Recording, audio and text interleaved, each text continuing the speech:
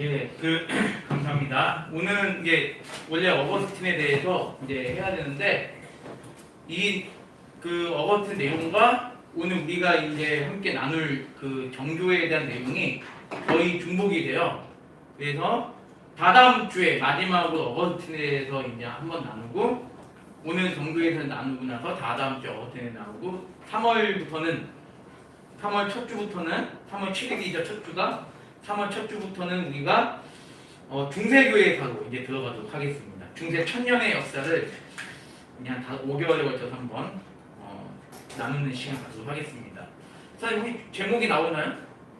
예, 여기서부터 제가 이제 하면 될 것 같아요. 예, 감사합니다. 오늘은 이제 동방정교회의 역사와 신학에 대해서 한번 생각을 해보겠습니다. 혹시 동방정교회에 대해서 혹시 들어보신 적 있으신가요, 여러분들?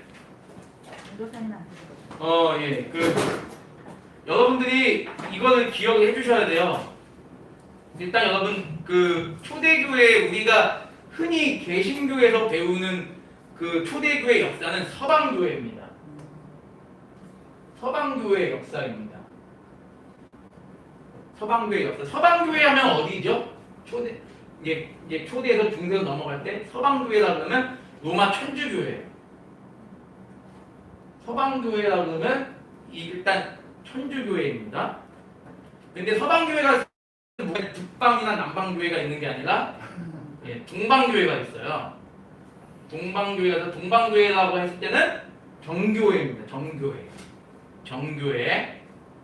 이 개념이 여러분이 먼저 잘 아셔도 돼요. 근데 이제 중요한 건 뭐냐면 우리 한국 개신교에서는 주로 이 서방교회의 역사를 취급을 해요. 근데 여러분이 기본적으로 아셔야 될 게 초대교회사에 있어서 서방교회와 동방교회가 나누어지는 역사가 있습니다.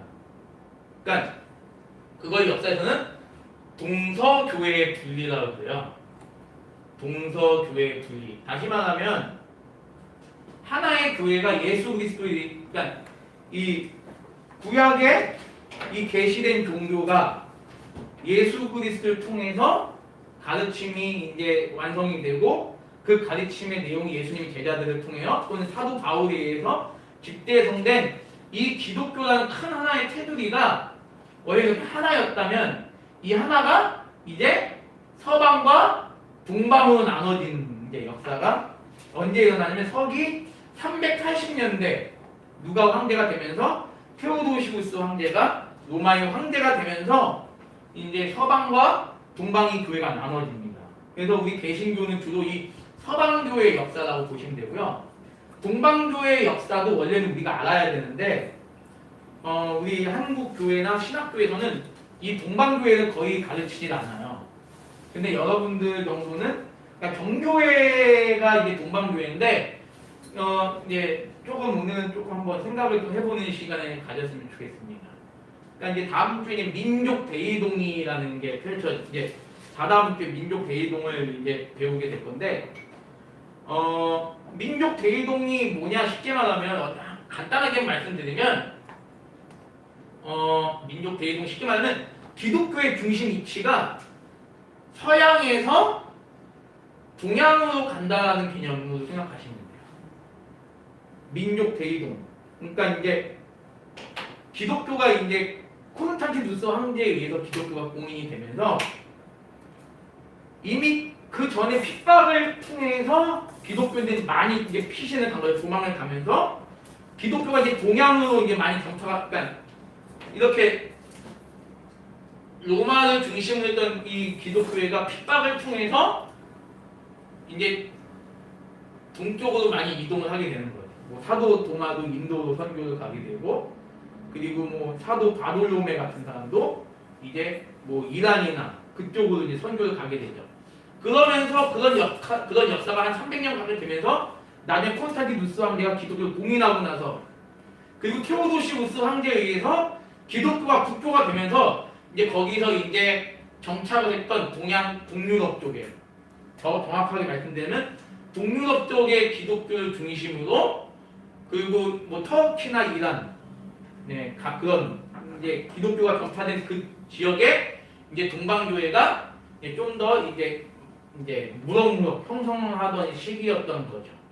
그 테오도시우스 황제가 기독교를 국교화되면서 이제 역사적인 사건이 있어요. 그걸 오늘 다루진 않을 거고 이제 다다음 주에 다룰 건데 그러고 이제 그렇게 되면서 어떻게 되냐면 서방 로마 그 서로마 제국과 동로마 제국이 이제 나눠지죠. 우리가 이제 세계사에서 이제 중고등학교 세계사에서 배우게 되는데 서로마 제국하고 동로마 제국이 나눠집니다.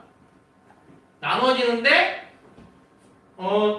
동로마 제국이 흔히 말하면 그러니까 콘스탄티누스 황제가 로마 제국의 수도를 콘스탄티노플로 옮기면서 이제 본격적으로 이제 나라가 나중에 이제 나눠지는 현상이 일어나죠. 이 콘스탄티노플이 지금 오늘날 이제 역사에서 이걸 비잔틴 제국이라고 얘기를 하는데 이 비잔틴 제국을 중심으로 전파된 기독교가 바로 정교회입니다. 그래서 우리는 이걸 동로마 제국에서 전파됐다 해서 우리는 흔히 동방정교회라고 얘기를 해요. 왜냐하면 서방교회랑 구분하기 위해서 서방교회는 뭐다? 로마 천주교. 아직은 개신교가 없는 시기인데요. 서방교회는 곧 천주교가 돼버리고 동방교회는 오늘 우리가 배우는 정교회가 됩니다. 정교회가 돼요. 이 개념만 여러분이 일단 간략하게 아시면 좋을 것 같아요. 그러면 오늘날 동유럽에는 기독교 하면 어떤 기독교다? 오늘 동유럽은 거의 대부분 동방교회예요. 동방교회. 우리 같은 개신교가 많지는 않아요. 물론 있습니다. 있는데 많지는 않아요. 주로 이제 동방정교회라 그러면 주로 어디냐면 터키 그리고 그리스 이슬람교가 번성하는 이란에도 역시 동방정교회가 있고 여러분이 잘 알고 있는 체코 유고슬라비아 그리고 스위스의 일부 이런 것들은 아직도 동방정교회가 되게 많아요. 그리고 러시아. 그래서 흔히 이제 정교회라 그러면 우리가 크게 그리스 정교회와 러시아 정교회라고 얘기를 많이 하거든요. 근데 러시아 정교회라는 명칭보다는 원래는 이게 그리스 정교회인데 그리스 정교회에 속한 러시아 교회 이렇게 얘기를 합니다. 그럼 대한민국은요 한국 정교회가 있어요. 한국 정교회 있는데 오늘 그걸 좀 이제 보도록 하겠습니다. 그 정교회 역사를 이게 정교회가요. 서방교회는 천주교랑 다 포함된 거예요? 천주교가 서방교회예요. 개신교는? 개신교는 그러니까 이게 초대교회 우리가 개신교라는 이름 자체 프로테스탄트라는 이름은 나중에 종교개혁 이후에 나온 일이에요. 네. 그러니까 일단 우리가 중세교회라고 한다면 거의 대부분이 서방교회 역사를 다루는데 그 서방교회 역사는 무슨 역사다? 그 천주교 역사다. 근데 그 천주교의 역사인데 거기서 하나님께서 그 천주교의 천년의 역사에서도 종교개혁의 어떤 뿌리가 되는 위대한 신앙의 선배들을 아주 물방울이 똑 떨어지는 정도의 아주 신기한 그 종교개혁의 그런 선진들을 이 천년 역사 가운데 남겨두셨다는 거죠. 뭐 후스나 뭐 무슨 왈도나 뭐 위클리프나 이런 사람도 있는 거예요. 우리가 이제 다다음 3월달부터 배운 중세교회사는요 암흑기 역사예요. 암흑기. 우리는 흔히 그 다크 에이지, 암흑의 역사. 그럼에도 불구하고 하나님께서는 아까 목사님 말씀하신 설교 때 말씀하신 것처럼 그 당시에도 여전히 남겨진 자가 있었다는 거죠. 근데 아무튼 우리가 이제 동방정교회를 이제 반대가 이제 서방교회고 서방교회는 곧 천주교다 이렇게 일단 기억하시면 되고 그럼 우리는 뭐냐? 우리 개신교는 동방교회랑은 우리는 전혀 관련이 없어요. 우리는 서방교회의 뿌리를 가지고 있는 사람들이에요. 근데 이제 동방정교회가 고백하는 신앙 고백이 두 개가 있습니다. 뭐냐면 우리가 늘 예배 시간에 고백한 사도신경과 오늘 우리가 오후에 고백하는 뭐예요? 콘스탄티노플 신경을 같이 고백하고 있어요. 여기까지는 동방교회랑 우리랑 같은 개념이에요. 자 그럼 지금부터 한번 보도록 하겠습니다. 동방교회가 어떤 교회인지 여러분께서 한번 좀 보세요. 동방교회가 재밌어요. 한번 볼게요. 자, 정교회라 그러면 올소독시라고 해가지고 바른 교회예요. 정자가 바를 정자입니다. 바를 정자. 바른 교회란 뜻이에요. 자, 그래서 정교회가 추구하는 두 가지 핵심이 있어요. 이것은 곧 정교회의 생명입니다. 정교회 이퀄 정통이라는 거예요. 한번 볼게요. 자, 정통. 오류와 왜곡으로부터 자유로운 기독교 신앙을 사도들의 시대로부터 교부들의 시대를 거쳐 지금까지 믿고 왔다고 자기네들은 주장하고 있어요. 아주 바른 교회다는 거. 왜? 자기네는 곧 정교회다. 아주 정통. 올소독시가 정통이거든요. 정통의 교회. 바른 교리를 추구했다. 수많은 이단의 오류와 왜곡으로부터 자유로운 기독교 신앙을 사도들의 시대로부터 교부들의 시대를 거쳐 지금까지 믿고 왔다고 주장하고 있는 거예요. 그래서 정교회는 자신들의 다른 교회의 분류임을 언제부터 주장한 400년대부터. 400년대가 언제냐면요. 테오도시우스 황제가 되고 나서 아까 말한 동로마 제국과 서로마 제국이 나눠질 때부터 우리는 이제 서로마 제국, 다시 말하면 서로마가 추구하는 어떤 그 기독교와 우리는 구분짓는다라는 개념으로 이제 시작을 합니다. 그래서 정교회 역사가 이렇게 되고요. 또 하나, 정교회는 자기네가 정통이라고 얘기하면 또 하나를 또 고집합니다. 그것이 곧 정교회 생명의 또 하나가 뭐냐면 참된 기도. 두 번째 참된 기도입니다. 참된 기도. 한번 참된 기도 가로 하나 한번 읽어볼게요. 시작. 성부 성자 성령 삼위의 하느님을 찬미하고 그분께 기도하고 영광 돌리는 것은 우리의 근본적인 목적. 그래서 정교회는요 어떤 목회자의 말씀 선포가 아니라 기도가 훨씬 더 중요해요. 그래서 예전에 기도의 시간이 굉장히 많습니다. 예배 순서에 기도의 시간이 되게 많아요. 그러다 보니까 굉장히 근데 우리 개혁교회도 오해하지 마셔야 되는 게 우리 개혁교회는 기도를 소홀히 여기냐? 아니에요. 여러분이 흔히 아셔야 되는 게 뭐냐면 개혁교회 역시 기도를 매우 강조합니다. 심지어는 우리 청교도들도요. 이 기도가 은혜의 수단에까지 포함을 시켜요. 말씀과 성례와 기도까지 도 포함을 시켜요. 근데 이제 말씀과 성례만 은혜의 수단이라고 얘기하는 데도 있고 기도까지도 은혜의 수단이다라고 얘기를 이제 한다고 보시면 될 것 같아요. 그래서 정교회에서는 이 두 번째 항목, 아까 첫 번째가 뭐라고 했죠? 제가 첫 번째가 정통을 주죠. 그죠? 첫 번째 정통, 이 교리, 정통적인 교리보다 정교회는 이 두 번째 항목에서 참된 기도에서 자신들이 다른 교회라는 사실을 더 가져요. 이 말 뭐냐? 우리만큼 더 삼위 하나님과 친밀한 관계를 가지는 교회가 없다. 우리만큼 다른 기도를 추구하는 교회가 없다는 게 정교의 핵심 교리입니다. 자, 그 다음에 한번 볼게요. 자, 정교회는 성당이라고 그래요. 그러니까 로마 천주교랑 똑같아요. 성당이라고 그래요. 정교회 성당. 자, 정교회 성당이라고 그러는데요. 정교회 성당을 보면 굉장히 웅장해요. 나중에 우리도 한번 가보면 좋겠는데 정교회 성당은 굉장히 웅장하고 굉장히 화려합니다. 그 내부의 모습은 너무너무 휘황찬란해요. 그 장식이 멋지게 기념되어 있어요. 이러한 웅장한 모습은 로마 천주교의 모습과도 차이가 나며 우리 개신교와는 아예 달라요. 여러분 한번 보세요. 주변 한번 보세요. 여러분. 우리가 웅장합니까? 아주 우리 단순하잖아요. 아무것도 없잖아요. 그렇죠?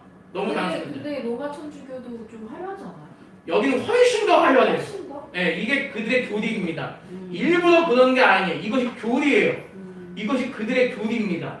그렇게 하지 않으면 그리스 정교회가 될 수가 없어요. 한번 볼게요. 자, 한번 재밌죠? 자, 여기 한번 볼게요. 자, 이게 불 좀 한번 선생님 불 좀 꺼주실래요? 자, 이게 좀 짙은 파란색. 요 짙은 파란색이 정교회 오늘날 정교회가 우세한 지역입니다.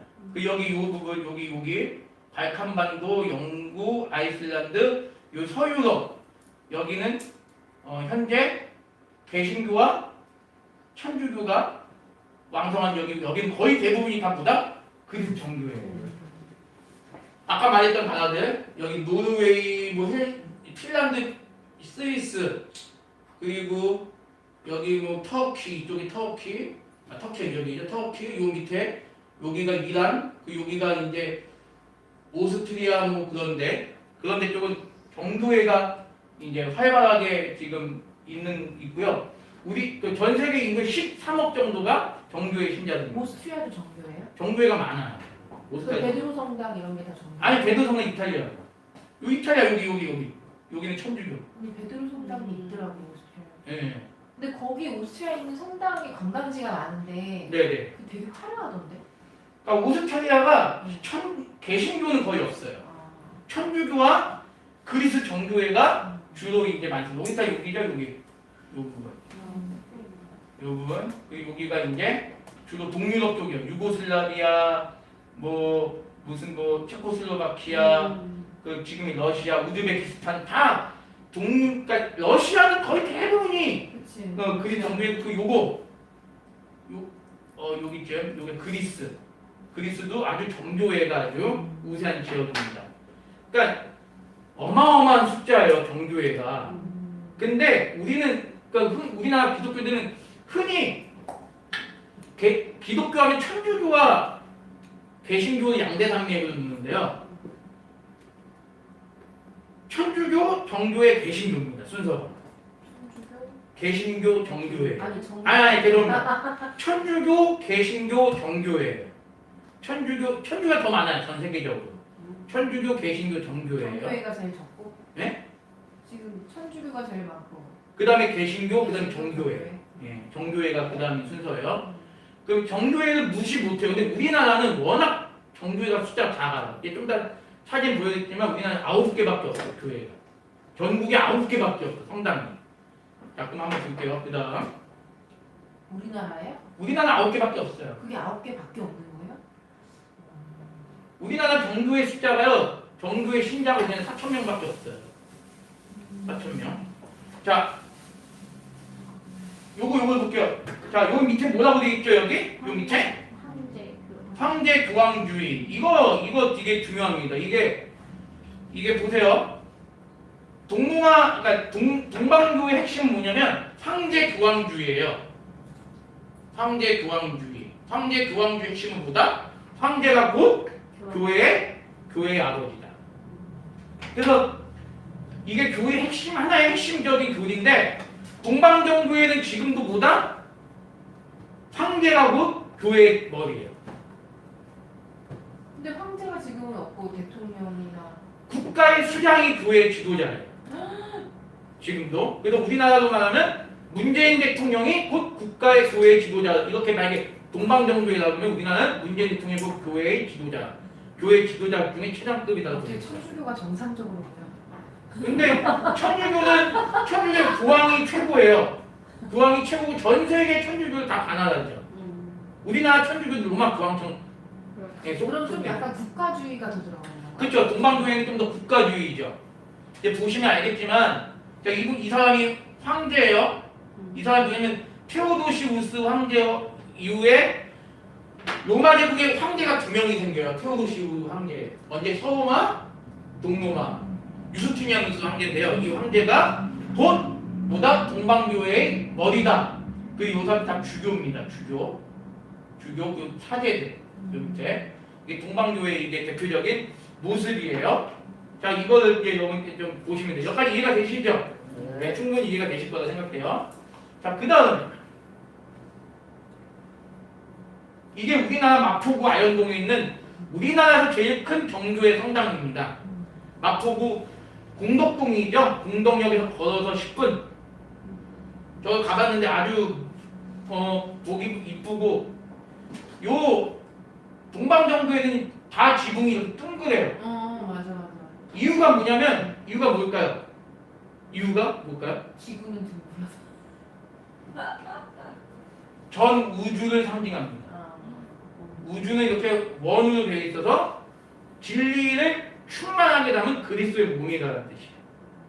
진리 그 자체를 충만하게 담은 그리스도의 몸으로서 지금도 그 아현동 앞에 그 성당 아니 그 정교회 성당을 보면 한국 정교회라고 써 있어요. 이렇게 정교회 써 있습니다.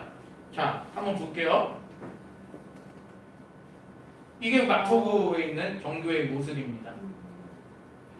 정교회 여기 화려하진 않네요. 겉으로 좀 화려하지가 않죠. 십자가도 꼭 천주교 모양하고 비슷해요. 십자가 모양도.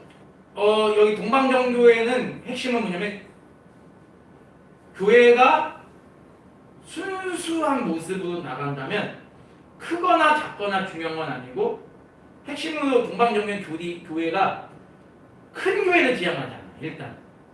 일단 큰 교회는 순수한 성도는 어디까지나 적다라는 개념이에요. 뭐 동방. 예, 여기 우리 그리스 정교회는 순수한 성도는 적다. 근데 왜 외형은 화려하게 해요? 그러니까 그게 오늘 교리에 들어오는 교리가 이거를 선생님 말씀드리면 이 화려함의 개념이 뭐라는 걸 아시게 될 거예요. 아 그래요? 크고 좋다라는 그게 개념이 아니야? 아니고 그게 아니고. 한번 볼게요. 네, 화려함의 개념이 달라요. 이게 막 근데 이게 원래 다른 나라도 이런 식으로. 다 전 세계가 이렇게 만들어졌어요. 동방정교회는 아 그러면 내가 아는 이렇게. 성당이라는 모양이 다르네. 그럼 내가 봤던 성당들은 로마 천주교 성당인가 봐. 그렇겠죠 아무래도. 근데 되게 화려해요. 자, 이게 마포구 아현동에 있는 성당의 모습입니다. 우리나라 정교회 성당. 여기 정교회는 교회가 안 그래요. 성당이라 그래요. 자 그러면 한번 여기 묻어볼게요. 카톨릭이라는 개념. 성당. 우리는 카톨릭입니까 아닙니까? 진정한 의미의 카톨릭. 우리가 진정한 의미의 카톨릭이죠. 아 단어의 의미로? 네, 우리가 진정한 의미의 카톨릭이죠. 공교회, 카톨릭 뜻이 거룩한 공교회. 거룩한 교회. 거룩한 공교회. 다시 말하면 천주교에서 자기네들 캐톨릭이라 때는 우리가 순수한 캐톨릭이다. 저 개신교는 절대 캐톨릭이 될 수 없다. 저 개신교는 이단이다라고 얘기하는 거죠. 카톨릭에서는. 예. 자 보세요. 우리는 언젠가는 이 말을 찾아와야 돼요. 언젠가는. 저는 그래서 개혁교회란 말보다 캐톨릭교회란 말이 더 맞다고 봐요. 너무 이거 어렵다. 어렵죠? 너무 반전이야. 아니 이거 생각하는 거 너무 음. 이거 어떻게 전해요 이걸 다? 근데 여러분들은 좀 기본은 알셔야 돼요. 거룩한 공교회로서 우린 모인 거죠. 근데 거룩한 캐톨릭으로 모인 거다라는 뜻이에요. 우리는. 유니버셜 교회, 거룩한 하나의 교회, 거룩한 그러니까 캐톨릭 유니버시티. 근데 이제 이 용어를 우리가 뺏겼어요. 천주교한테. 언제요? 이미 중세교회, 그러니까 이미 종교개혁이 역사로 종교개혁이 일어나면서 우리는 순수한 교회의 그 어떤 유니버셜적인 그런 교리를 추구하잖아요. 우리의 정신은 캐톨릭 정신이지만 그 단어를 어떤 사전적인 단어의 의미로서는 이미 500년 전에 이미 뺏긴 거예요. 그런데 뺏길 수밖에 없어요. 왜? 그거를 뺏기면서까지 우리 신앙의 선배들 피를 흘리면서 그 교리를 지켜내는 거죠. 그러니까 이 캐톨릭이라는 이미 그러니까 단어 자체는 중요한 게 아니에요. 물론 우리가 이제 캐톨릭이라는 정신을 추구하는 건 맞는 거죠. 보편교회, 보편의 거룩함. 이 개념을 우리가 우리가 찾아가야 되는 거예요. 근데 지금 카톨릭이 그 개념을 가져갔죠. 자, 이제 여기서부터 동방교회 화려함을 이제 여기서 보일 수 있어요. 자, 동방교회 가면요 이렇게 다 안 하면 안 돼요. 자, 이게 다 누구냐면 요 위에 예수님 12제자 모습입니다. 너무 우상이 많은 거 아니에요? 그러니까 이제 보세요. 아주 우상이 많아요. 정말 많아요. 이게 다 예수님 12제자. 설명이 있는데 왜? 그리고 예수님, 우리 예수님, 여기는 또 예수님 무덤에서 부활하신 장면, 여기도 예수님, 다 예수님 성화들입니다. 자, 이거는 지금 마포구 아현동에 있는 성당의 모습이에요. 이거 부처님 같아. 이러고 있는 게. 자, 이게 누구냐면 성모 마리아입니다. 자, 정교의 신학의 제일 중요한 분 성모 마리아예요. 여기 똑같네. 자, 그러면 성당과 여기랑 차이점, 성당 한번 저희 차이점 말씀드릴 때 한번 여기 맞춰보세요. 성당은 이렇게 기도합니다. 성부 하나님과 성자 하나님과 성령 하나님과 성모 마리아 이름으로 기도합니다. 동방정교회는 성모 마리아와 성자 예수님의 이름으로 기도합니다. 자, 어떤 특징이 있죠? 더 심하네. 삼위 하나님이 없네요. 삼위 하나님이 없는 건 둘째치고 응. 성모 마리아 무조건 예수님보다 앞에 있어요. 앞에 난다. 성모 마리아보다 성모 마리아 뒤에 있는 건 어떤 개념이다? 천주교. 근데 어떻게 정통이에요? 자기들이 왜 정통? 천주교? 뭐가 정통이야? 사도들은 이런 거 진짜. 그러니까요. 동방교회는 성모가 앞이에요. 성모가 앞이고 예수님이 그 다음입니다. 왜냐? 예수님이 늘 여기 성화 보면 마리아의 품에 예수님 조그맣잖아요. 네. 엄마의 품에 연약하게 있는 예수의 모습. 자기로밖에 안 돼. 네, 그 모습이에요. 자 보세요. 이게 마리아죠. 요게 누굴까 요게? 요게 예수님. 보이지도 않아. 예수님. 근데 대신에 예수님이 요게 커요. 예수님이 뭐야? 계림하시는 장면이에요. 계림하는 장면. 자 그리고 여기는 예수님 12제자 상이 있고 때로는 이게 계절마다 바뀌어요. 봄에는 예수님 12제자, 여름에는 순교당한 성인들. 얘네는 물질로 예배드리는 것 같은데. 좀 그런 것도 있어요. 너무 눈에 보이는 거. 그러니까 이게 동방교회. 자 보세요. 신령과 진정이 없네. 성당보다 더 작다죠? 자 성당보다 더 작다합니다. 자 이게 동방교회예요. 자 그러면 그 다음 한번 볼게요. 그러니까 약간 동방으로 가면서 아시안적인 문화가 많이. 그쵸. 아, 정확하시네. 네, 그러니까 이게 캐톨릭은 진짜 약간 서양적인 화려함이 있어요. 세련돼. 가면 슈테판 성당 로스트를 가면요, 어우 이게 이렇게 해가지고 우리우리하거든요. 동방 마포구에 있는 성당이 니콜라스 성당이에요. 자 니콜라스가 우리나라 그 동방교회 우리나라의 주보성인이라는 말이 있어요. 주보성인은 뭐냐면 천주교도 있어요. 천주교는 주보성인이 한 달에 한 번씩 바뀌어요. 예를 들어서 의왕에 성당이 있죠. 여기 다 지역별로 있잖아요. 청계 성당이면 청계 성당이 이번 달 주보성인은 뭐 성마르코, 다음 달은 성안나, 성수잔나 뭐 이런 식으로 여성 남성 번갈아 가면 돼요. 근데 정부의 마포 성당은 늘 저 니콜라스라는 사람이 주보성인이에요. 순교자입니다. 순교자. 좀 이따 사진 보여드릴게요. 그 개념이 이제 좀 다른데 천주교는 약간 달라요. 자, 이게 니콜라스입니다. 마포 성당 정문에 불교나 이런 게 들어간 것 같아. 니콜라스가 적혀있죠. 이 니콜라스 순교자예요. 3세기경의 순교자입니다. 물론 아주 훌륭한 분이에요. 우리의 신앙의 선배예요. 이분은 신앙의 선배인데 정교에서는 이 사람은 자기네들의 성당의 수호 성인이었어. 여기 목사님도 계시니까 한번 여쭤볼게요. 우리 사랑받을교회 수호 성인은 누가 있죠? 예수. 우리 사랑받을교회 수호 성인은 없잖아요. 예수. 네. 근데 수호성이란 단어 자체가. 네. 맞아. 정교에는 수호 성인이 있어. 예를 들면 우리는 9개가 있는데 마포에 있는 정교회는 수호 성인이 이제 니콜라스고 인천의 정교회는 수호 성인이 우리 예수님 12제자 중에 마태입니다. 마태가 그 성당을 수호해준다고. 각자 성당마다 수호. 네, 다 있어요. 수호 천사가 있듯이. 예. 자, 이제 점점 이제 우리랑 많이 달라지는 건 느끼죠. 너무 어쩜 미개하냐. 자, 근데 우리랑 사도신경하고 콘스탄티노플 신경은 같이 고백을 해요. 여기가. 그러니까 이거 한다고 이제 구별이 안 돼. 자, 그래도 우리는 더 열심히 해야죠. 자, 그 다음에 한번 열어볼게요. 자, 이게 옆에 벽면입니다. 벽면도 이렇게 화려하게 해요. 자, 이게 무슨 장면이죠, 이게? 예수님 부활한 장면, 무덤에서. 그 요 밑에 요 장면은 예수님이 십자가에서 내려지는 장면. 그 여기 이게 예수님 십자가에 계시죠, 여기? 십자가에 이게 예수님 여성들, 여자들. 의자는 전통적인 장의자죠. 그 요 그림, 성당은 바닥도 화려해요. 바닥은 지옥. 아론의 자손. 네, 그렇죠. 바닥은 지옥의 그림이 그려져 있어요. 그래서 지옥에서 막 불구덩이에서 으아 하고 고통당하는 그림이 바닥에 있습니다. 자, 근데 그 전에 좀 이따 뭐 말씀드리겠지만, 요거. 여기가 동방정교는 지성소라 그래요. 지성소. 지성소라 여기는 일반 성도들이 들어갔다면 큰일 납니다.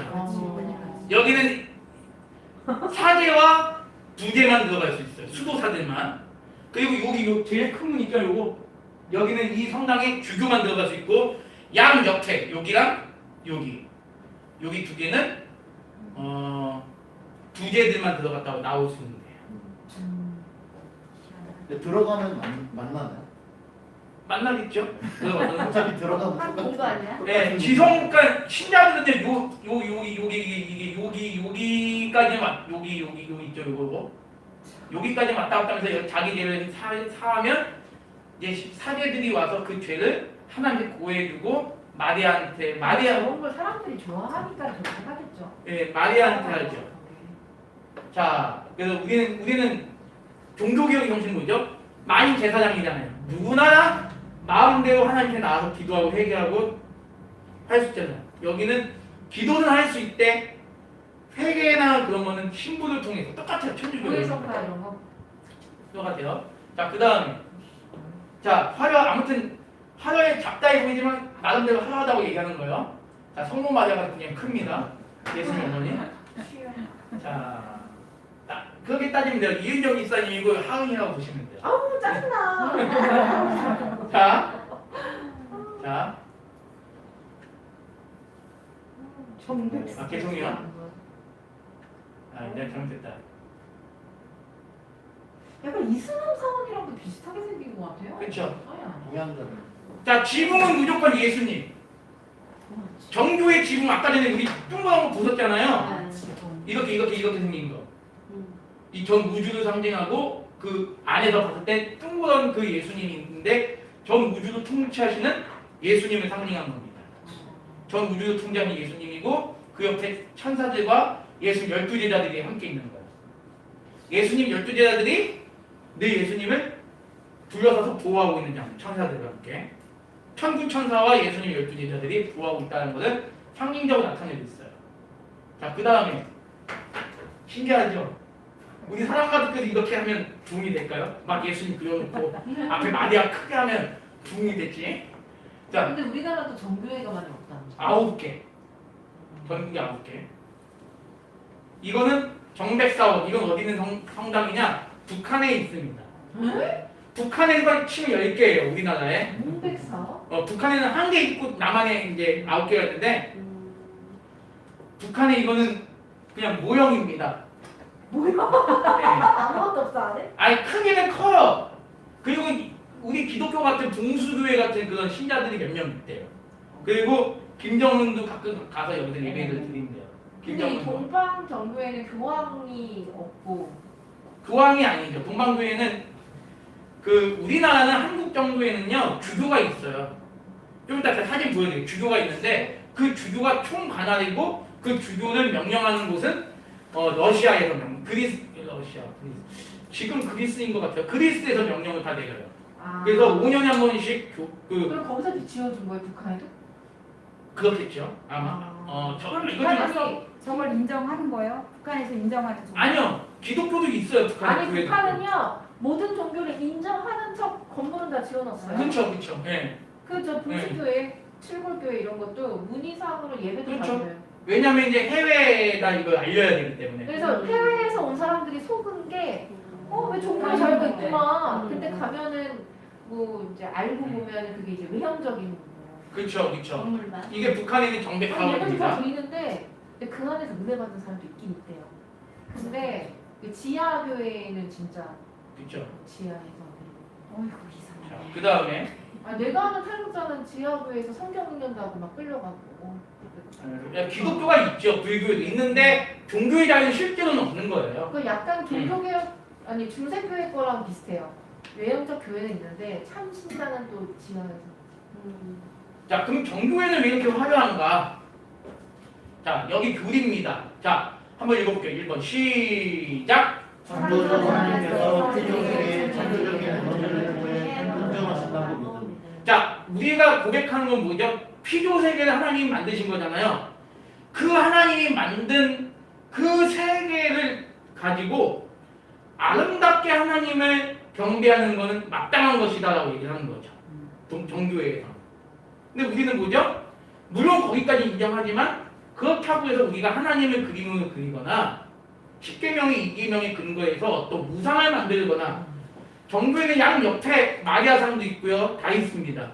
근데 아무리 그래도 우리는 그런 피조세계의 그런 형상을 가지고 하나님을 우리는 경배할 수 없다는 입장이에요. 십계명의 이계명의 근거에서. 근데 정교회는 또 십계명을 또 없어요. 또 정교회는 또 십계명이 없어요. 있으면 안 되겠지. 우상. 네, 십계명이 없습니다. 그래서 아무튼 피조세계의 창조적인 에너지를 통해 지금도 그런 그림을 통하여 예수님이 역사하신다고 믿는 거예요. 그런 그림과 형상을 통해서 그 정교회 가면요 그림 앞에서 기도하는 분들도 많아요. 되게 많습니다. 자, 2번 읽어볼게요. 시작. 이번 선 세계가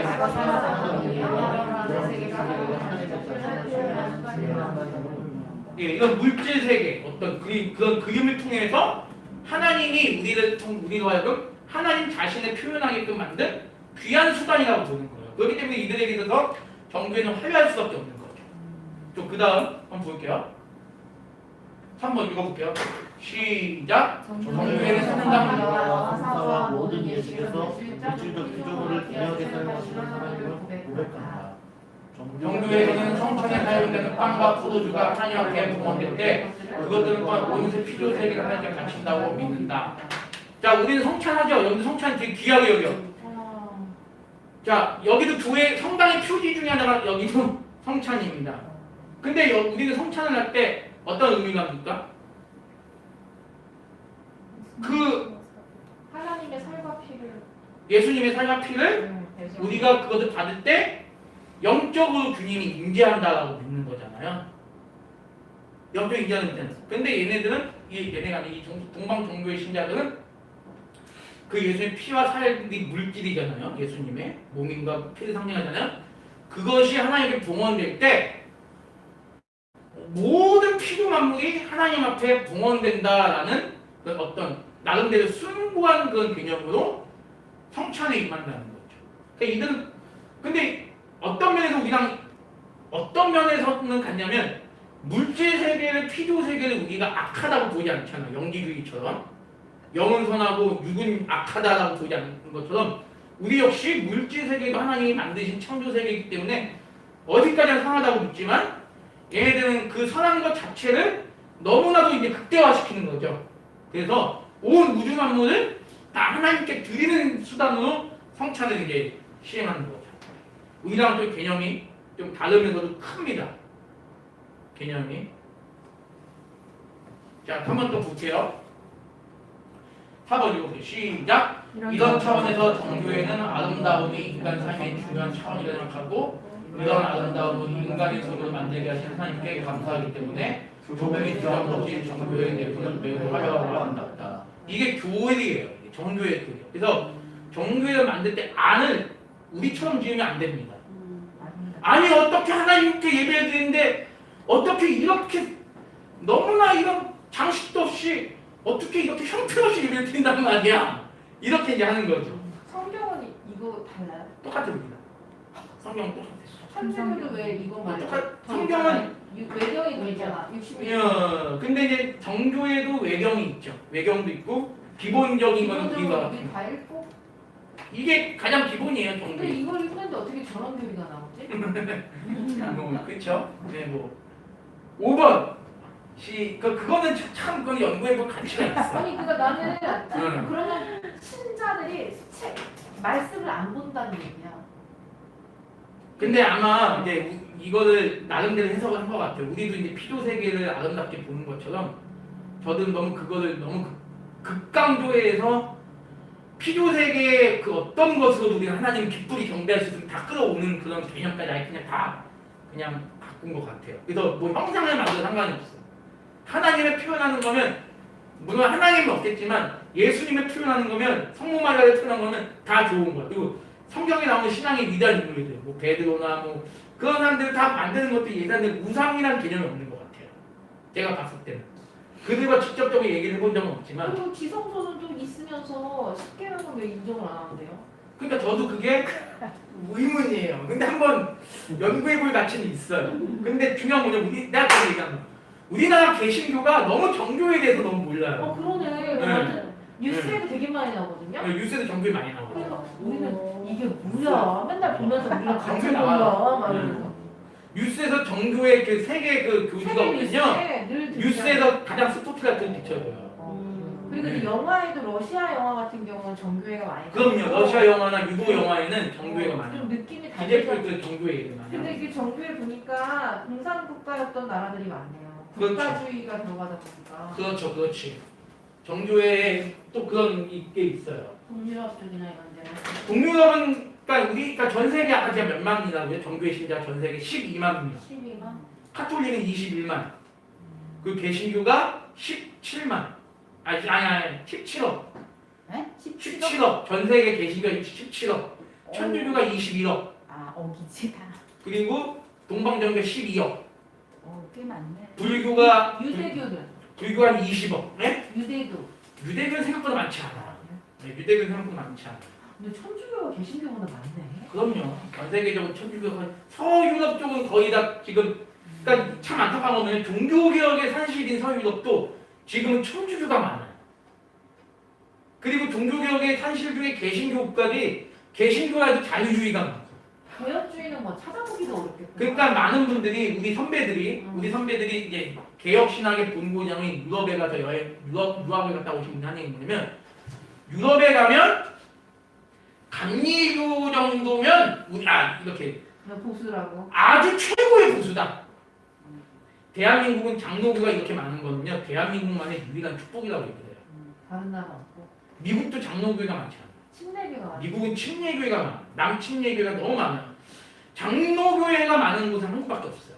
그래요? 네, 그것이 여러분 은혜라고 보시면 되고 일본은 기독교 숫자가 아주 극히 적은데 그 일본의 극히 적은 숫자 중에 일본은 그래도 개혁교회가 많아요. 그래서 그게 축복이라는 거예요. 자 한번 볼게요. 5번 정교회는 내부 하느님의 집 하느님의 영광이 머무는 최고의 강력한 장소. 자 그럼 우리는 이곳은 자 여기는 우리는 개신교는요 하나님의 집이라고 할 수 있죠. 집이지만 하나님의 영광이 머무는 최고의 강력한 장소는 아니에요. 우리는 어디든지 왜? 똑같아요. 모든 세상을 하나님 만드셨기 때문에 어디든지 하나님 앞에 예배드릴 수 있는 하나님이 현존하시는 아름다운 곳이었지만 정교회는 오직 모든 세상이 아름다운 곳이고 하나님 만드셨기 때문에 산과 바다와 어디든지 다 아름다운 곳이지만 정교회 성당이 최고의 아름다운 장소다.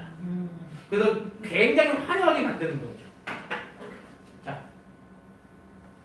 정교회 자리 구조도 재미있습니다. 자, 정교회 자리 구조는 제가 그림을 그려서 설명할게요. 이게 정교회 네모 이렇게 보세요. 이게 지성소까지 여기가 지성소예요. 여기는 지성소. 자 보세요. 이제 여기 설명을 드릴게요.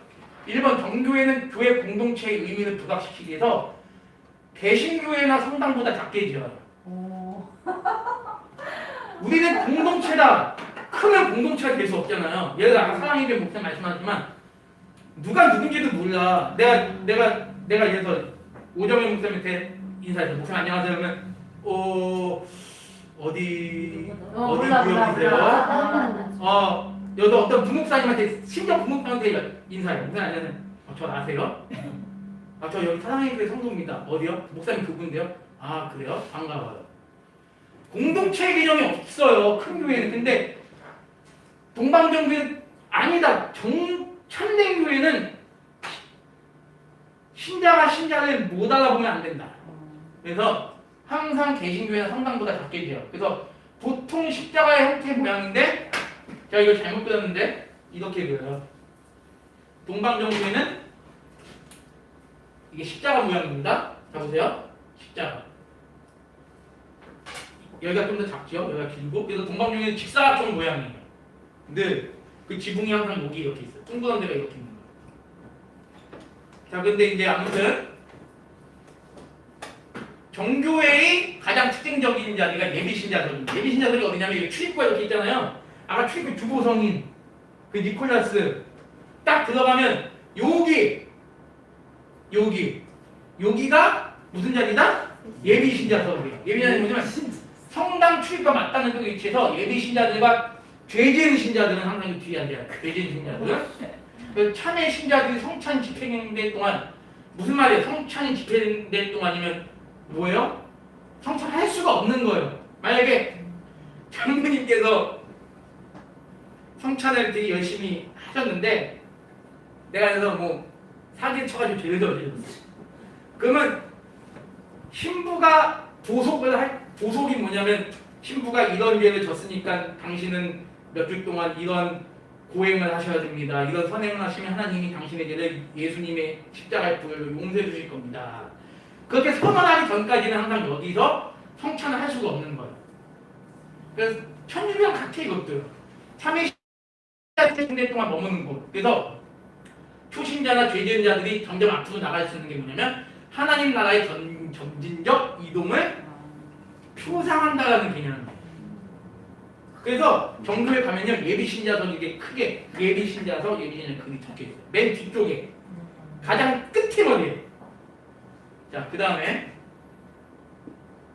신자석은 뭐냐면 여기가 신자석입니다. 이게 아까 지성소라고 그랬죠? 한 가운데에 이렇게 있어요. 예비 신자석이 아까 장의자들. 그 여기는 텅 비어 있어요. 우리는 개신교는 자리만 남으면 무조건 의자를 갖다 놓으려고 그러잖아요. 근데 정교회는요 의자가 한 가운데 있고요. 이쪽은 텅 비어 있어요. 대부분. 그래서 그것도 다 교리적 의미가 있습니다. 무슨 의미가 있냐면 약간 그 지성소를 생각해서 그렇게 하는 거? 그러겠죠. 자, 한가운데 넓은 장소가 있고 같은 신자라도 죄 짓거나 초신자는 여기 앉아야 돼요. 여기 앉으면 안 돼요. 죄 짓는 걸 어떻게 알아요? 고해 성사를 매일 하니까 매일마다 고해 성사. 아 진짜? 그러면 이제 신부가 사제가 뒤에 앉으십시오.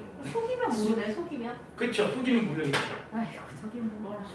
그래서 신자석의 오른쪽에는 뭐냐면 여기 주교자입니다. 주교자 이렇게 주교자. 주교자는 신부들과 사제들만 앉을 수 있는 곳이에요. 여기는 아무나 못 앉아요. 정교에서 주교는 뭐예요? 야 한번 읽어보겠습니다. 시작. 이재실 목사님은 예수님의 살아있는 형상. 미쳤네 미쳤어. 이재실 목사님 함부로 하면 작살납니다.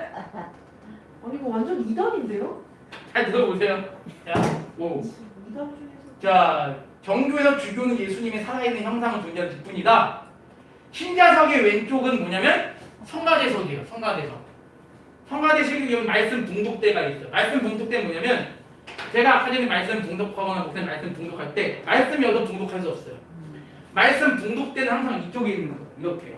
말씀 봉독하고 사제가 나와서 여기는 말씀만 전하는 곳이에요. 왜? 지성소기 때문에. 아 말씀 봉독대가 따로 있어요. 아니 구약을 그렇게 충실히 하시는 분들이 왜 신기해요? 근데 우리 이제 개신교회도 말씀 봉독대가 따로 있는데 우리는 뭐 그런 개념을 하는 건 아니고 큰 교회도 따로 이제 이렇게 하는데 그런 개념은 아니지만 자 지성소 한번 읽어볼게요. 시작. 오직 성직자들과 목사들만 되는 쓰는 정교회 사상에서 가장 거룩한 부분이다.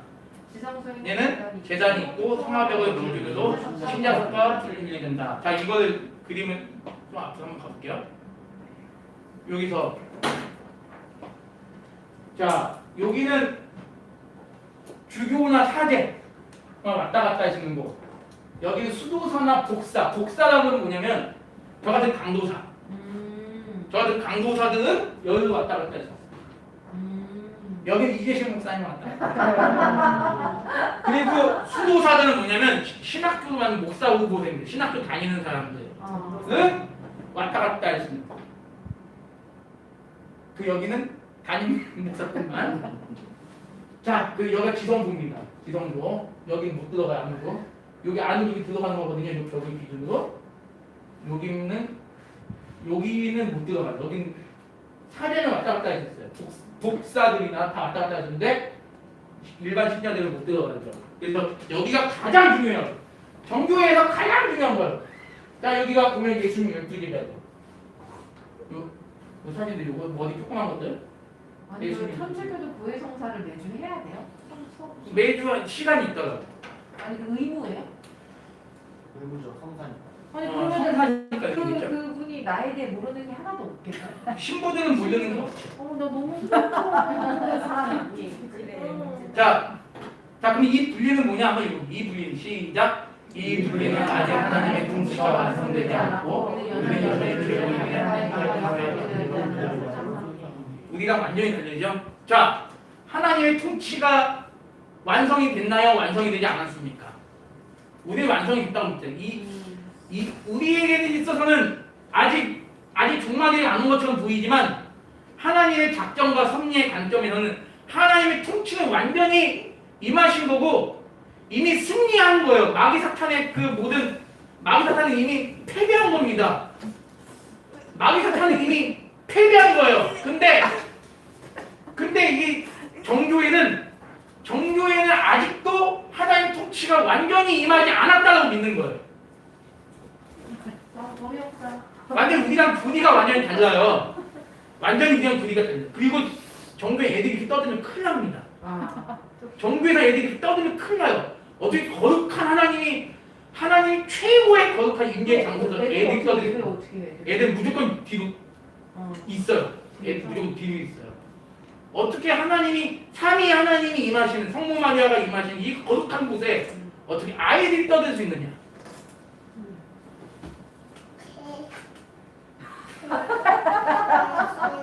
귀여워요. 자, 그러면 우리는 너무 자유롭잖아요. 개혁교회만큼 자유로운 게 어디 있어요? 우리 볼 때 우리는 완전 이상한 애들인데? 그러니까. 그거 우리 이단이죠. 자, 그래서 이런 성화벽을 우리는 뭐라 그런다? 이런 것이 이코노타시스, 이코노나시스, 이코노타시스 또 이렇게 얘기하죠.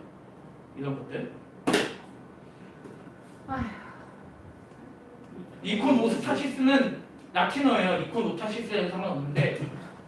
자, 그래서 우리에게 해당하는 성찬은 정말 리투르기라고 해요. 그래서 오늘 리투르기아의 시간입니다. 성찬의 시간이에요. 리투르기아는 성찬의 시간입니다. 그래서 이 리투르기아를 통해 그리스도를 통해서 하늘과 땅이 하나 되고 우리가 아버지께로 나아가셨다고 믿는 거예요. 그래서 결국에는 이 리투르기아, 즉 성찬이 너무 강조되다 보니까 말씀의 권위 약화돼서 여기서 위에서 전달해주는 주교에서 전달해주는 것만 선포하는데 한 5분에서 10분 말씀이 5분 10분 우리나라 전 9개 정교의 말씀이 다 동일합니다. 성찬 시간만 1시간 반이에요. 리투르기아만 1시간 반. 그럼 말씀 연구할 필요도 없네. 네, 그럼요.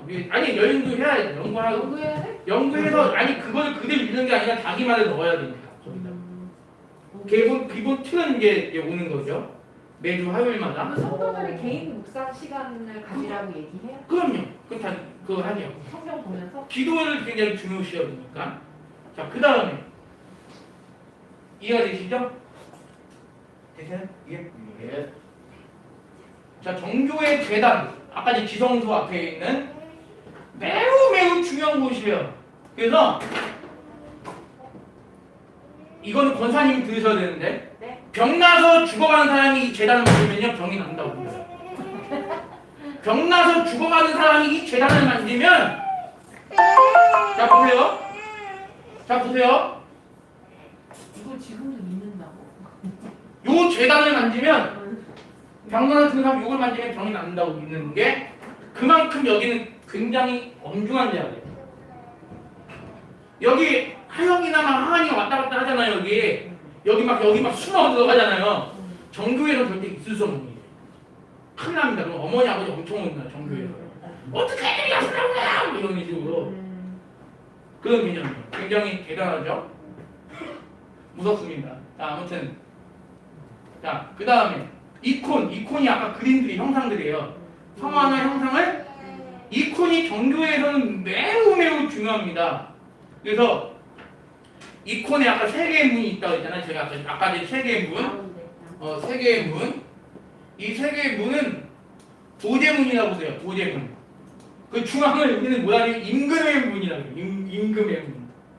임금의 문. 말 그대로 임금의 문이에요. 임금의 문을 중심으로 오른쪽에는 임금의 문이 이렇게 있으면 오른쪽에는 이쪽에는 예수님의 사랑을 가장 많이 받았다고 하는 성 요한하고 예수님의 형상이 있어요. 이쪽에는 성모 마리아와 각 성당의 규보성인의 그 형상이나 그림이 있는 거예요. 성모 마리아, 예수님, 요한 뭐 이런 식으로. 여기를 중심으로 여기는 성모 마리아 그리고 뭐 규보성인 이쪽에는 누가 있죠? 예수님하고 성 요한. 베드로가 있으면 안 돼요. 근데 누가 물어보면 요한이라고 하면 돼. 요한이 누군지 어떻게 생긴지 모르니까. 아무튼 그런 개념입니다. 자, 이콘. 이콘은 뭐냐? 한번 읽어볼게요. 시작. 성모 마리아가 하나님과 가장 친밀한 분임을 묘사한다. 성모 마리아가 하나님과 가장 친밀하다. 왜? 성모 마리아가 왜 하나님과 가장 친밀하죠? 예수님의 어머니니까. 하나님은 예수님의 아버지신데 뭐 그럴 수 있죠. 그러면서 예수님이 어머니한테 기도하면 효력이 더 있다고 믿어. 왜? 예수님이 어머니가 예수님한테 예수야 제가 너를 위해서 기도하는데 좀 들어줘. 아 어머니 들어줘. 네 알겠어요. 그게 들어주는 개념이에요. 그래서 성모 마리아한테 기도하는 게 굉장히 예수님한테 기도하는 것에 효과가 더 있다 라고 믿는 거죠. 자 이코는 그런 벽에 있는 그림들이 꼭 뭐다? 교회와 같다는 거예요. 그렇기 때문에 이들은 그 성당에 있는 그림을 화려하게 그릴 수밖에 없는 겁니다. 그래서 성당 가장 높은 곳에 무조건 예수 그리스도의 그림이 있어야 돼요. 아까 그 그림 이런 지붕에 동그랗게 무조건 예수님의 그림. 성당 바닥은 무조건 지옥과 승리자 예수 그리스도. 그리고 1년 365일 동안 이콘 앞에 툴을 다 켜야 돼요. 늘 툴을 넣는 당번들이 있어요. 마치 저의 그 불상 앞에다 툴을 넣는 것과 똑같은 개념이 향하고 향만 안 피는 거죠. 단순히 그림이나 상이 아니라 우리와 함께 존재한다는 사실이에요. 기도의 대상, 섬김의 대상. 자, 형상에 나와 있는 모든 것들은 다 뭐다? 단순히 그림이 아니에요. 여기 만약 베드로의 그림이 있다 그러면 베드로 다 그냥 그림이 아니라 우리는 그를 향해서 기도해야 되고 그를 섬겨야 된다는 개념. 우리와 함께하는 존재. 자, 이 그림은요, 제가 좀 설명을 좀 이게 좀, 자, 이 그림이 뭘 얘기할까요?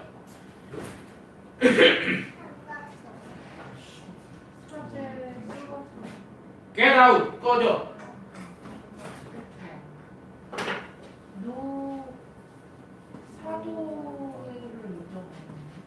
자, 천주교와 정교회는 친해요. 정교회와 개신교는 아주 상극입니다. 정교회는요, 천주교는 어느 정도 인정해요. 그래서 천주교 교황과도 이해하지만 니네 개신교는 뭐다? 멸망받을 집단이다. 우리는 멸망받을 집단이다. 이게 뭐냐면 이게 자 보세요. 노 비숍 이게 뭐냐면 우리는 교황주의가 아니란 뜻이에요. 노 비숍. 근데 얘가 뭐라 그러죠? 얘가 파파가 뭐예요? 파파가 아버지 교황. 교황을 너희들이 인정하지 않는다는 거냐면 하나님의 대리자이신 예수 그리스도를 인정하지 않는 것이고 예수 그리스도를 인정하지 않는 것은 예수 그리스도의 대리자인 교황을 인정하지 않는 것이다. 성당과 개신교의 차이점이에요. 아니 죄송합니다. 아니잖아. 정교회와 개신교의 차이점. 정교회는 뭐냐면 천주교의 교황을 인정하지 않아요. 그러다 보니까 둘이 싸우는데 개신교랑 붙을 때는 둘이 힘을 합친다는 거예요. 개신교랑 붙을 때는 둘이 힘을 합친다. 자 보세요. 아포스는 뭐죠? 사도의 뭐예요? 사도의 전승. 우리는 사도의 전승을 믿고 오직 믿음, 오직 은혜, 오직 성경, 솔라 스크립투라, 오직 성경, 솔라 피데, 오직 믿음. 그러나 정교회랑 천주교는 꺼져, get out. 꺼져. 넌 저리 가. 보세요. 다시 한번. 정교회와 가톨릭이 이렇게 싸워요. 서로. 니네 교황주의 우리 인정하지 않아. 정교회가. 천주교한테. 근데 정교회가 천주교가 니네들 우리 교황을 인정하지 않으면 하나님이 세운 계기자 교황을 인정하지 않는 거야. 이런 개념이에요. 예수 교황은 천주교에서 예수 그리스도의 계기자이기 때문에. 근데 정교회랑 천주교가 힘을 합쳐서 개신교를 따져. 우리는 너네를 인정하지 않아. 뭐야? 우리는 오직 믿음, 오직 성경. 정교회는 오직 성경이 아니죠. 성경보다 뭐다? 이콘. 성경보다 교회 화려함. 성경보다 기도. 성경보다 성찬이에요. 성찬 아까 제가 뭐라 그랬나? 리뚜르기야. 그래서 지금 천주교와 정교회는 좀 친해요. 정교회와 개신교는 아예 상극입니다. 아예. 그래서 얘네들은 친밀하게 지내요. 근데 우리랑은 전혀 교류가 없죠. 정교회는. 그래서 정교회는 NCCK 교단이고요. WCC에도 아주 적극적으로 가입하고 있죠. 종교다원주의도 가입하고 있고 다 가입하고 있습니다. 자, 그 다음에 그림 이해되시죠? 네. 그 다음에 자, 이게 정교회 사제들이 우리나라 정교회 사제들입니다. 진짜요? 우리나라에 있는 다 정교회 사제들. 외국인이에요? 거의 다 외국. 이분은 한국 사람. 한국 사람. 한국 사람 외국인, 한국 사람 외국인.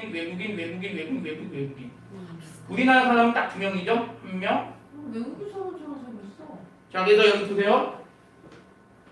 근데 저렇게 털을 길러야 돼요? 네, 우리나라에 있는 9명의 그 정교회 사제들입니다. 담임 목사급이에요.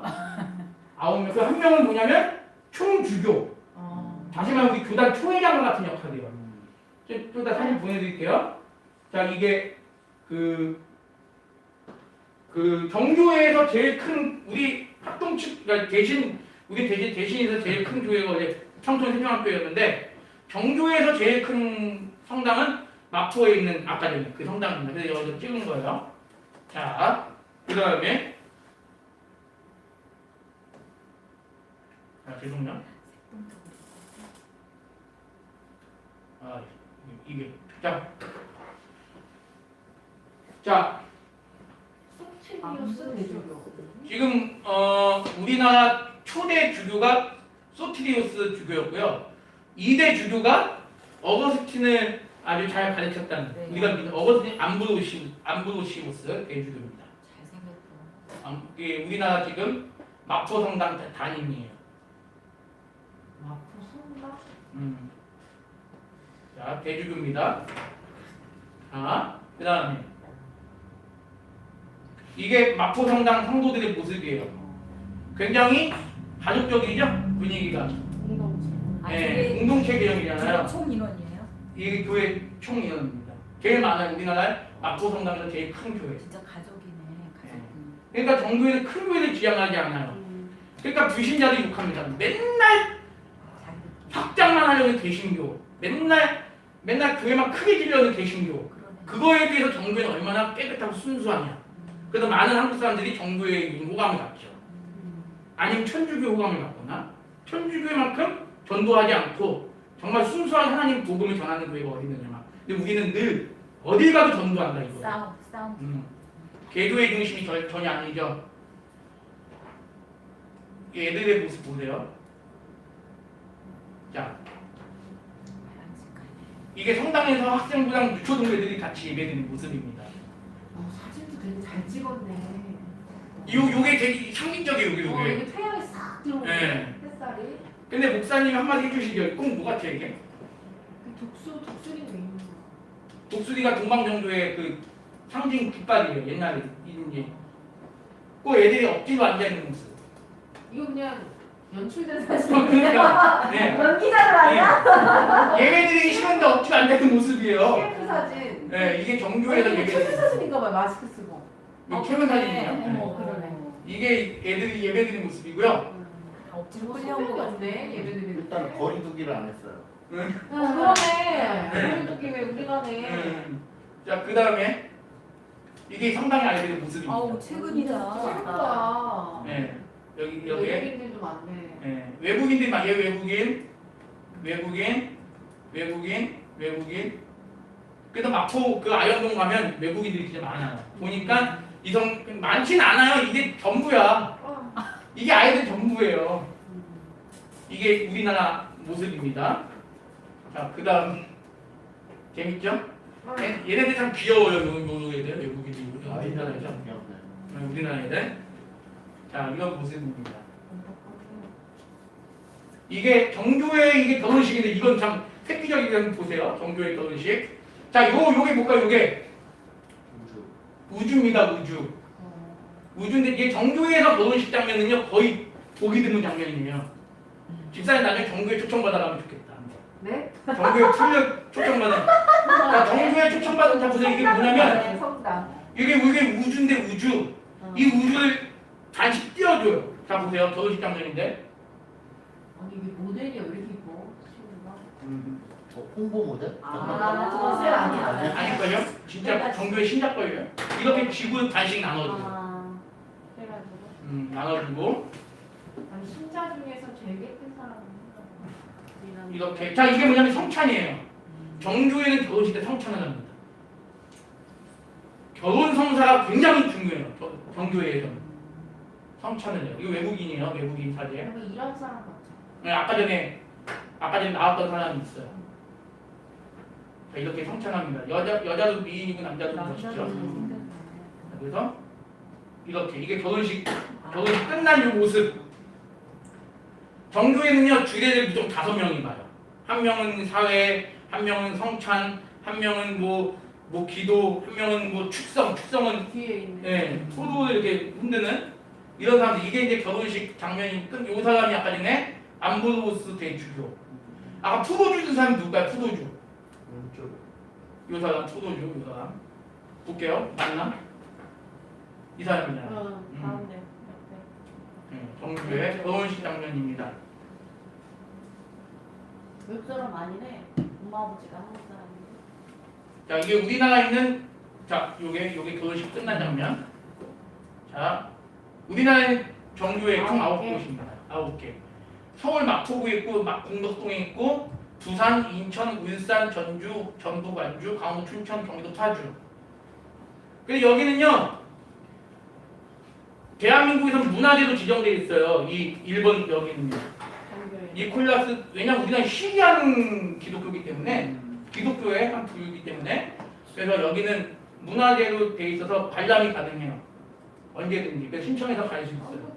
성당들은 거의 문화 관광으로 외국에 가. 요게 지금 120년 올해 120년 됐어요. 이게 거의 예술 작품 수준이야. 네, 여기에서.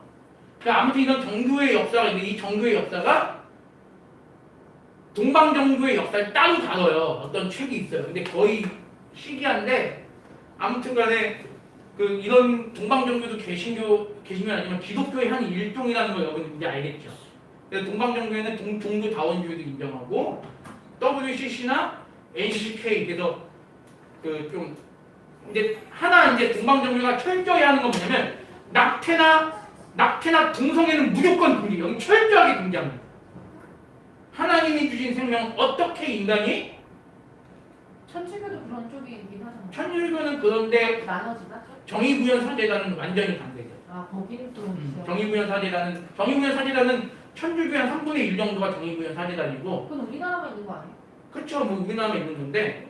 근데 이제 뭐 그런 개념이죠. 근데 정교회는 교리적으로 낙태나 동성애나 그거를 철저히 반대해요. 프로라이프 운동이 미국이나 외국에서는 천주교가 많다고. 네? 프로라이프 운동이 미국 같은 외국에는 천주교가 많아. 그럼요. 예, 천주교가 더 많죠. 우리 근데 천주교는 그래도 찬성하는 쪽도 되게 많아요. 낙태를. 근데 정교회는 아예 찬성하는 데가 하나도 없어요. 그러니까 개신교는 사회활동보다는 구원의 본질에 충실하다 보니까 이런 걸 사실은 그렇죠. 뭐 그런 거고. 그리고 정교회는 오늘이 무슨 날이죠? 오늘이 이제 불교에서는 오늘도 굉장히 큰 날이거든요. 정월 초하루 어제 오늘 3일이 되게 큰 날이거든요. 보니까 조계사에다가 꽃을 보냈더라고요. 여기가 정교회에서. 예. 아무튼 개신교랑은 아주 거리가 멀죠. 멀지만 이런 기독교가 있다라는 것을 여러분 최소한 좀 아셔야 돼요. 이게 초대교회 살 때 생긴 거예요, 여러분. 초대교회. 최근에 생긴 게 아니에요. 단순히 서방 기독교만 우리 개신교의 뿌리가 아니라 동방교회도 있었다. 동방교회가 이런 정교회의 역사다라는 것을 여러분 그 전 세계 동유럽은 거의 정교회가 우세하다 정도는 여러분 좀 아시고 좀 우리 신앙을 잘 지켜나갈 수 있었으면 좋겠습니다. 좀 보면 어떠세요? 여러분 이거 보면 정교회 지금까지 보시면서 좀 뭔가 좀 새로운 걸 좀 보셨나요? 정교회 보면서 좀 많이 다르죠? 우리 여러분 주변에 그 제 친구라고 하면 할 수 있겠지만 정교회 신자가 옛날에 같이 신학대를 나온 친구가 있어요. 왜 신학대를 왜 그럼 개신교로 왔느냐? 우리나라는 정교회 신학교가 없어요. 우리나라는 정교회 신학교가 없어서 신학을 공부하고 싶어도 갈 데가 없는 거예요. 유학을 안 가고 유학을 갈 실력은 형편은 안 되고. 그러니까 천주교 신학교는 또 가기가 싫다는 거지. 그래서 이제 그럼 정교회 다녔대요? 계속 정교회 신자예요 원래부터. 아 진짜? 예. 근데 이제 그 전주 아까 말한 전주에. 근데 신학교가 없어가지고 이제 안양대학교 온 거죠. 신학 공부하러. 신학 공부하고 나서 또 지금 또 정교를 갔어요. 그런 사람, 그러니까 우리나라에는 왜 성당이 9개밖에 없냐고 했을 때는 정교회 그 목회자를 양성하는 신학교가 우리나라 아직은 없어요. 그래서 아직 교육부에서 이제 내년인가 내후년에 인가를 한다고 그러는데 정교회 신학교 양성하기 위해서. 근데 모르죠. 그게 우리나라에 정교회 신자가 별로 없기 때문에 아직까지는 모르겠는데. 우리나라 이슬람 신자는 얼마나? 이슬람도 왜냐면 국가에서 많이 음. 이 대학교에도 좀 유학생들도 이렇게 허용하고 그런. 이슬람은 좀 위험한 부분이 있고. 근데 막 이슬람 학교를 들어온다 그러면.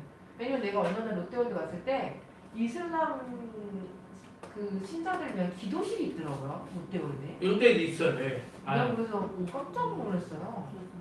근데 이제 종교가 이제 자유화가 되니까 아무래도 우리나라는 더욱이 또 종교. 근데 이슬람 그거는 하루에 3번 기도를 해야 된다면서요. 그러면은 그래서 특별히 그러니까 그게 나는 정말 이게 그런 종교 자유도 걔네들을 인정을 해주고 그러니까 우리는 그럼 기도실 만들어달라고 우리 거기다 하면 우리는 안 될 거 아니야. 우리는 뭐 그런 교리도 아니지만 골방에서 기도하고 우리 이런 거지만 그런 거 보면 이게 무슨 누구를 위한 종교의 자유인가. 그러니까 뭐 일단 정교회 같은 경우는 우리나라에 들어온 지 100년이 넘었거든요. 솔직히.